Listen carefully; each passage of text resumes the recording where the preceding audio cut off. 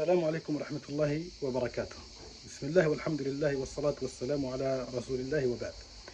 On pose souvent la question concernant le waswas. Comment combattre le waswas, comment se débarrasser du waswas. Déjà, il faut savoir que le waswas, il peut venir de différentes sources. Le waswas, il peut venir de notre propre âme. D'accord. Nous avons certes créé l'être humain et nous savons ce que lui suggère son âme. Donc, al-nafs, il peut faire du waswas. Il peut venir aussi d'une autre source qui est al-shaytan.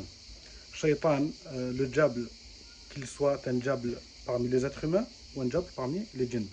Donc, même les diables parmi les êtres humains peuvent commettre du waswas. Ce sont des gens qui vont venir nous mettre des ambiguïtés, nous appeler au mal, et qui nous appellent vers le mal, que ce soit avec des paroles ou que ce soit avec leurs actes.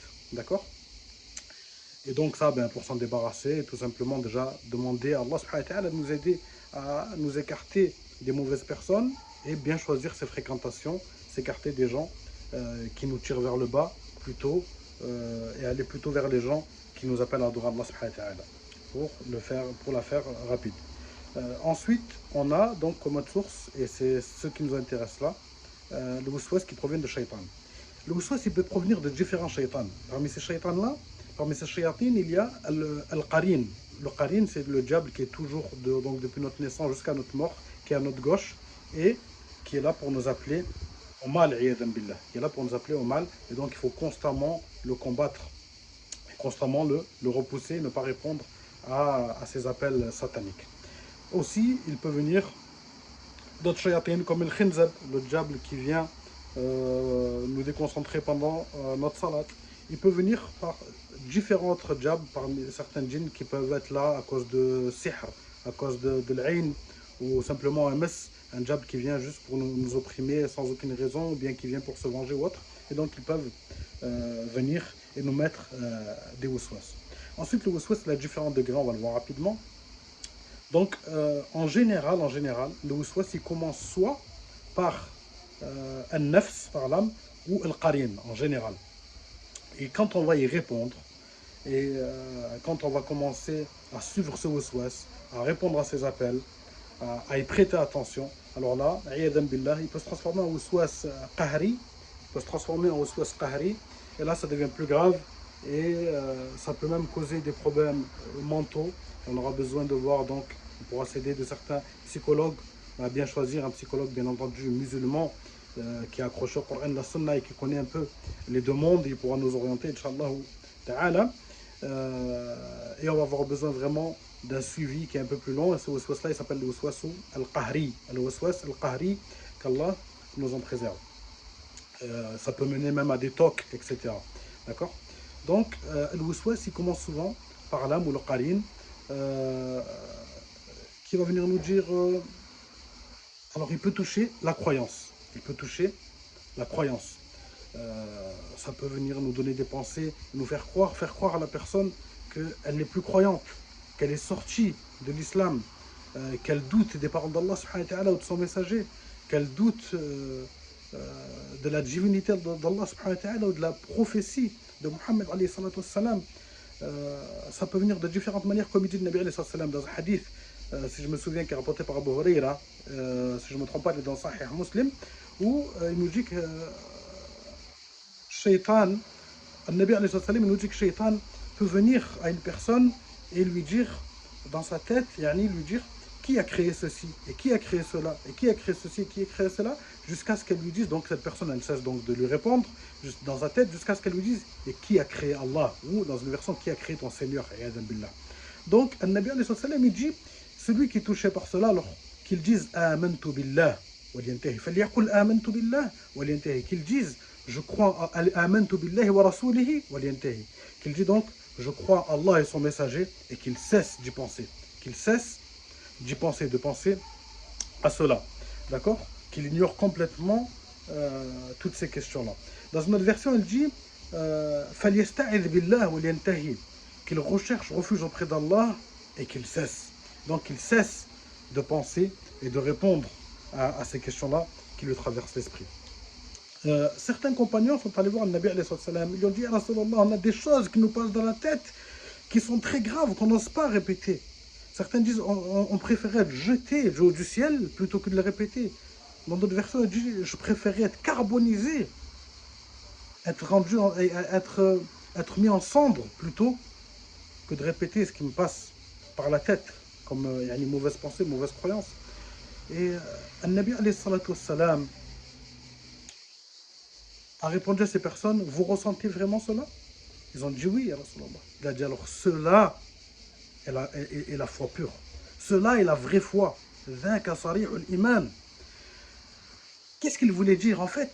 Il veut dire que cette répulsion que tu as de vouloir, cette répulsion que tu as envers cette pensée-là, et le fait que tu détestes cette pensée et que tu n'oses même pas la répéter, alors ça, c'est la vraie foi. Ça, c'est la vraie foi. Si vraiment tu croyais à ces choses-là, mon frère, ma soeur, si vraiment tu croyais à ces pensées, ces mauvaises croyances qui se passent par la tête, tu ne détesterais pas les avoir. Si on te posait la question, concrètement, quelqu'un venait te voir, est-ce que tu crois en Allah? Tu vas lui dire oui, je crois en Allah. Est-ce que les paroles d'Allah, elles sont véridiques? Tu vas lui dire oui, elles sont véridiques, c'est la vérité, la pure vérité. Pareil pour le Nabi Muhammad alayhi salatu wassalam. Donc, n'écoute pas Shaitan. N'écoute pas ce qu'il te dit. Je sais que tu veux bien faire. Tu veux être sûr d'avoir la foi. Tu veux être sûr de faire partie des croyants et des monothéistes. Ben, le simple fait que tu détestes avoir ces pensées-là, que tu n'oserais même pas les répéter, c'est la preuve que tu crois en Allah subhanahu wa ta'ala. Si tu croyais vraiment à ces pensées, tu ne détesterais pas les répéter. Tu ne détesterais pas les répéter. Si on te poserait la question, tu dirais clairement non, je n'y crois pas, etc., etc., parce que tu penserais que c'est cela la vérité. Mais vu que tu sais que la vérité, c'est l'unicité d'Allah subhanahu wa ta'ala, la vérité, c'est la prophétie de Mohammed alayhi salatu wassalam, alors tu détestes avoir ces pensées-là.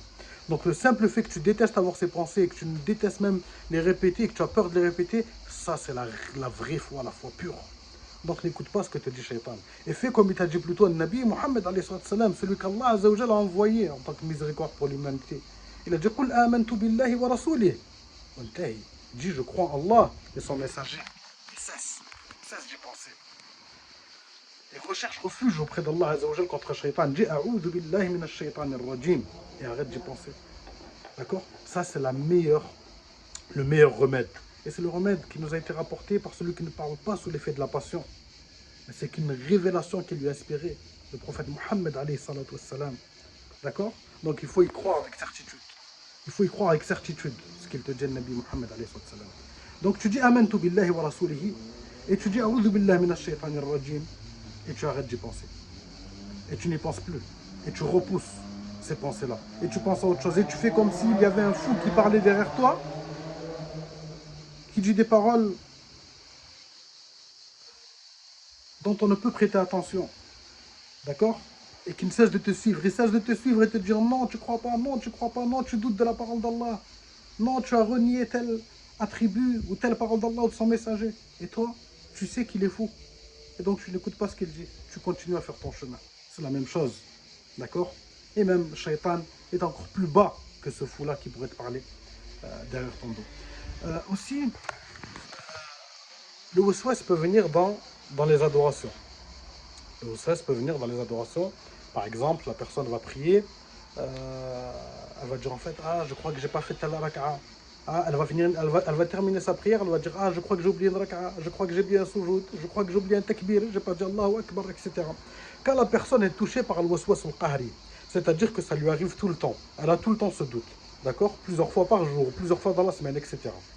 Elle ne prête aucunement attention à ce doute-là. Et elle fait comme si son adoration était faite correctement. D'accord? Et Allah subhanahu wa ta'ala acceptera son adoration comme ça elle a été faite correctement. Et Allah ne te veut pas du mal. Allah, il veut ton bien. Et Allah, il ne veut pas te rendre la vie dure. Allah, il veut te rendre la vie facile. Allah ne veut pas la dureté, il ne veut pas la difficulté. Il ne veut pas te faire du mal. Allah subhanahu wa ta'ala, il te veut du bien. Tu es son adorateur, tu es son serviteur. Allah, il veut du bien pour toi. Donc ne crois pas que Allah vient t'alourdir la vie avec les adorations. D'accord? Donc tu ne prêtes pas attention à ces doutes-là. Et tu fais comme si tu avais fait ton adoration comme il se doit. Jusqu'à ce que tu sois complètement débarrassé de tous ces wasawis-là. Pareil pour les ablutions, certains vont en faire 5 fois, 10 fois, 20 fois, 40 fois, certains vont mettre 1 heure à faire que de refaire leurs ablutions. Non, j'ai oublié un bras, non, j'ai oublié un pied, non, j'ai oublié la tête, etc. Il ne faut pas prêter attention. Tu fais tes ablutions, à chaque fois que tu as un doute, peut-être que non, je crois que j'ai pas fait tel membre, tu continues comme si tu l'avais fait. Tu continues comme si tu avais fait, d'accord? Et tu vas faire ta prière derrière ça, Inch'Allah Ta'ala. Et tu ne prêtes pas attention au doute. Répondre au waswas, c'est l'alimenter. Répondre au waswas, c'est l'alimenter. Et c'est le rendre plus fort. Et c'est lui donner un pouvoir sur toi. Alors ne réponds pas au waswas. Et c'est ça la voix du prophète Mohammed alayhi salam. Je sais que tu veux bien faire. Tu veux être irréprochable dans ton adoration. Être irréprochable, c'est ne pas répondre au waswas. Même si Shaitan vient te dire, non, mais regarde, tu n'as pas tes ablutions, tu vas prier, tu n'as pas tes ablutions, tu vas prier, tu n'as pas tes ablutions. N'écoute pas. Écoute, suis la voix de Mohammed qui t'a dit de ne pas y prêter attention. Et n'écoute pas la voix de Shaitan qui te dit d'aller refaire tes ablutions. Même si à la base, les ablutions sont une adoration. Mais là, il vient t'alourdir. Il vient te faire tomber dans l'exagération dans la religion. Et ce qui est une voix de Shaitan. Et donc, en tant que croyant, suis la voix d'Allah Azzawajal et de son messager. Et ne suis pas la voix de Shaitan. Et donc, pour ça, ne réponds pas à ce waswas. S'il vient pendant ta salat, il vient te dire des choses, uzkur kada, rappelle-toi de ci, rappelle-toi de ça, etc. An-Nabi alayhi salatu wassalam, un compagnon, Uthman ibn Abi al-As, il est venu voir le prophète sallam, il a dit, Shaitan vient et me perturber dans ma prière et dans ma récitation. Et donc, le Nabi alayhi salatu wassalam lui dit, Ista'id billah, dis a'udhu billahi minash shaitanir rajim, et postillonne 3 fois sur ta gauche. Et donc, ce compagnon dit, je l'ai fait, et je n'ai plus été éprouvé par ce mal-là. Je n'ai plus été éprouvé par ce mal-là. D'accord? Donc, ça nous vient dans la salat. A'udhu billahi minash shaitanir rajim. 3 fois à gauche. Et khalas. Et on ne pense plus. Et on n'y pense plus, on continue notre prière. Donc,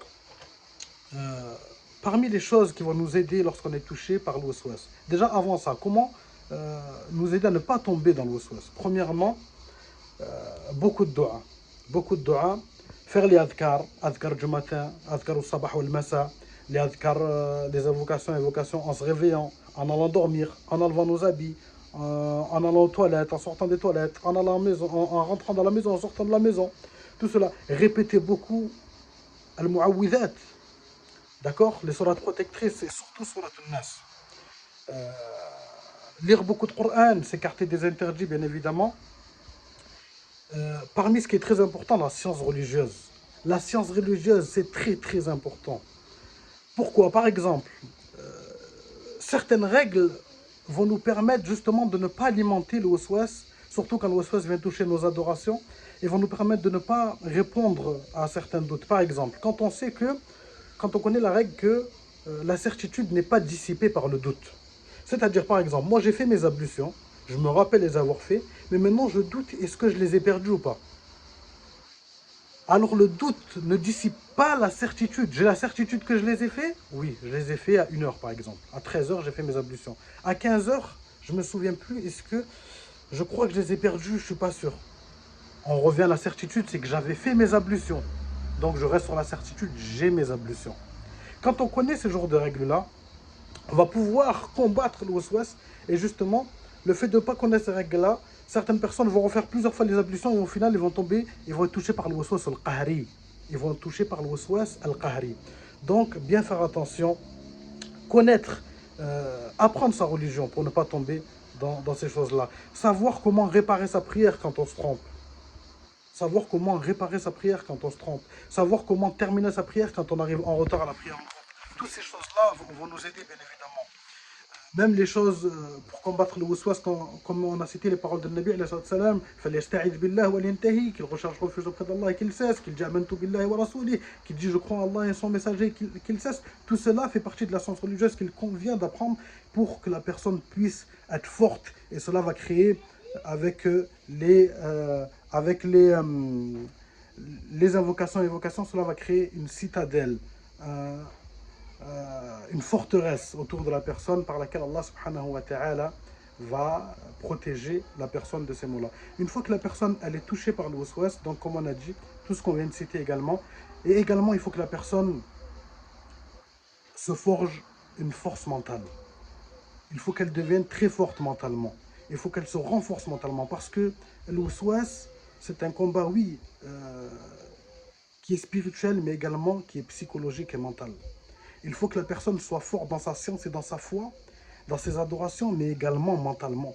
Qu'elle se forge un mental d'acier et qu'elle combatte et qu'elle se force à ne pas répondre à ce waswas et à l'ignorer. Et pour cela, il faut avoir une certaine force mentale et il faut se la forger. Et bien entendu, comme on l'a dit, si la personne tombe dans le waswas al-qahri et que cela devient très difficile, il n'y a pas de mal à ce qu'elle demande un peu d'aide à un psychologue musulman accroché à la sunna qui suit et qui connaît les demandes et il pourra, Inch'Allah Ta'ala, l'aider.